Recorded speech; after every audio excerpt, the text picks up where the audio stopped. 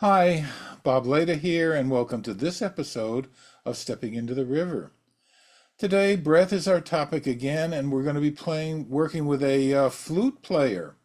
And in this one, we're going to take her through an exercise that lets her experience the movement of both her diaphragms in one way and her ribs the opposite way. They complement and supplement each other to make a very lively chamber and fountain of air for her to play from. You'll see everything in action, and you'll see if you watch another episode in this series about modeling the diaphragms and ribs, a different way to get at the same thing. We're looking at the same goal in either case, and that is to have as great an expansion as possible when you inhale and squeezing out as much air as possible when you exhale, and then you get a dependable river to work from. So take a look, take a listen, and we'll see you on the other side. Okay. Then we're going to make observations about the way she goes about playing. Right?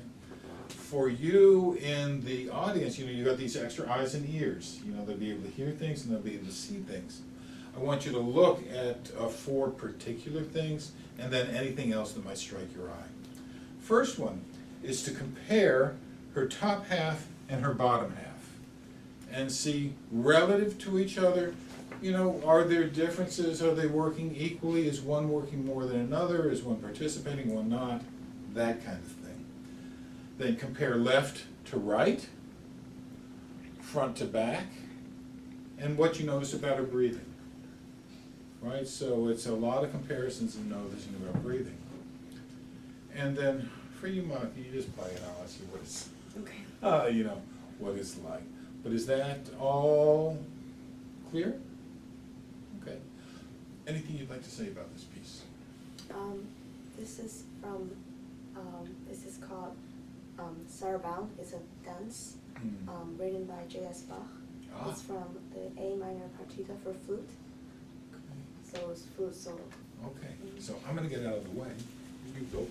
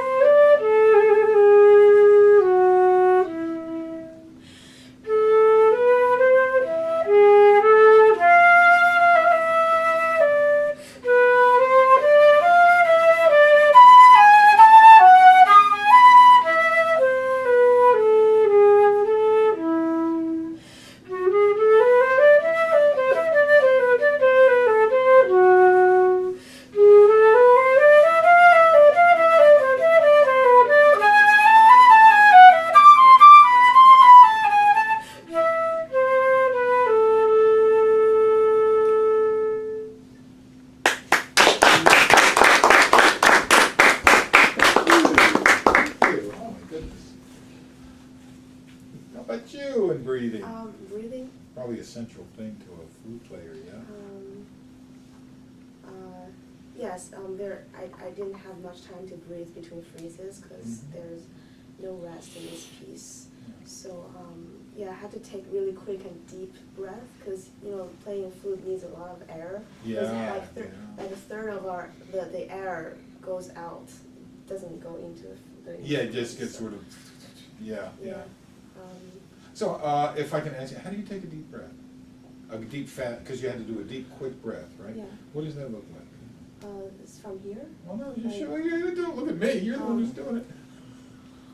Like. Okay. What, I said, yeah, no, we'll do that, and see what you see, what Monica does in order to do a thing she knows she has to do to play this piece, right? So yeah, go again, Monica. What do you see? She uses a lot of, like, the upper structure. Sort of up in here, I'm just doing this so the camera sees it when you speak, Andre, yeah? Okay, anybody else? I think it's a good breath. Yeah. This is gonna change what I was gonna do. The other one's better, we'll do this. Can you put your flute down for a second, Madam? Use this or that. Okay. It's okay if you use the restroom. Yeah, sure. So when you breathe in, the air goes into your lungs, right? Yeah. Okay. Where are they? Here. Here, okay. Yeah. The reason I'm asking this is because we move according to what we believe, right? And Monica's belief is that when the air goes in, it comes to the front half, right? Is that? But I had a session with you. I know. So, we're hitting ground we hit before, but there's more of your lung tissue in the back than the front. And when the air comes in, it really comes all the way to there. So, just, do those, the deeper breath, the one where it's demanding, and just have your destination be here as well as where it was before. Yeah.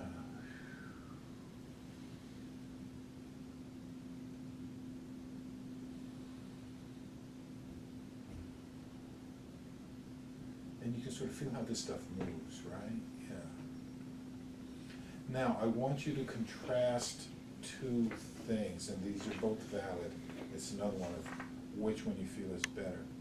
So you're gonna breathe in till you feel up to the top, right? You're gonna breathe into the top and then breathe out.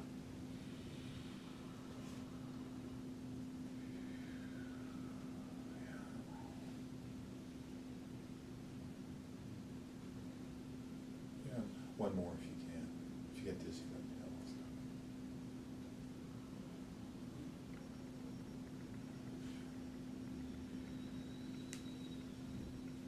Okay, now with the next two, breathe into the bottom and then, coming out that way.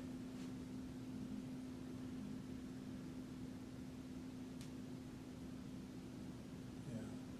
That's a different internal experience, yeah. Yeah, try that one again.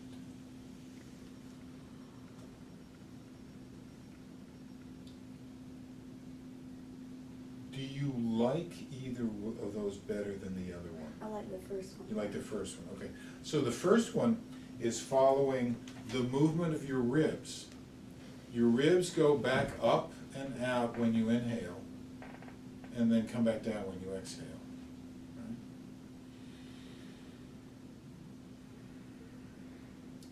The second one is following the movement of your diaphragm. It goes down so that you can inhale, and comes up to support your exhale.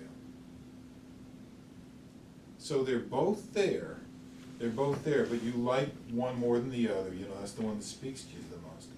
So when you play this time, just remember that, and remember, lungs are back here, okay? And then play again, okay?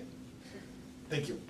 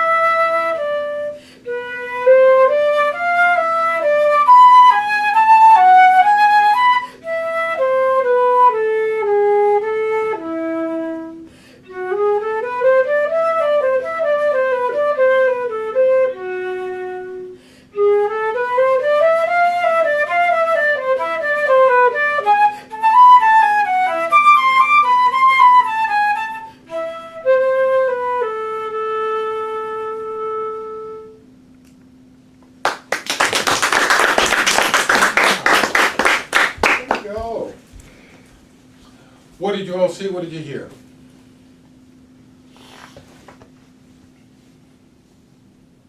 They think you're me, so they can be quiet. Did she sound different? Did she look different? It felt a little calmer. Yeah, oh, I agree, yeah. I felt like her shoulders looked a lot lower than when she last played. Right, a lot of that extra business in here went away, right? Yeah. What else? How about the sound? Could you hear, you said that you're calmer in the sound. Anything else that you heard in the sound? The sound sounded fuller, I would say. Yeah, no, I agree with you. Yeah. I could definitively hear overtones and undertones Mhm. that time. Cool effect. Yeah. Did you just catch that triplet thing again, Brian, or no? Actually, I wasn't even looking for it, but no, No. I don't know. I also felt like she wasn't leaning as far forward, more Right. balanced. I guess. I mean, It not was that it wasn't still- before. Yeah, There It was was- this, but it wasn't so severe. right. And motion was slower. Mhm. I felt. So more energy went into the Mhm. playing. Yeah. You know, was that a different experience? For you, Yes, Mona? yeah, I was paying more attention about the breath, Mhm. so I didn't lean and back Yeah. that much. Could you hear the difference in the sound? Actually, no. Okay, because I mean, I could, and I think them as well. I don't know what it'll show up if you watch this on video, but it felt more. It was fuller and more filling the air. And I could hear the dance quality of the piece. Okay. That seemed fair. That seemed fair to say. I think my air speed is faster this time than Mhm. last time. And I'll say it a different way. It was less interfered with, and therefore it was faster, right? Yeah. Anything else? One moment. I would say the breathing felt more like meticulous, like it felt like the breaths were more, I don't know if planned out is the right word, but they felt more like intentional, Measured, Yeah. maybe? Yeah, measured. Yeah, That might be the right word. yeah. Yeah, and they really were more consonant with what she was trying to do. Well, great. Oh, do you want to say something more, Nancy? Oh, no, sorry, I just scratched Yeah, my face. I see everything move up. All right, well then give her a big hand, eh? Hi, welcome back. You heard one of the comments there that this player seemed more calm, and that was reflected in her sound. Her sound, as I mentioned, was fuller and filled into the room more completely rather than trying to struggle to get into there. Her breath column was more dependable and wound up being stronger as she didn't interfere with things. So moving quickly, if you just breathe in up here at the top and you're out of balance between top and bottom, things are problematical. But when both are involved, you breathe to the bottom and breathe to the top as you go in and out, things just go wonderfully. I hope you enjoyed this episode, and we'll look forward to seeing you next time. Okay, bye for now.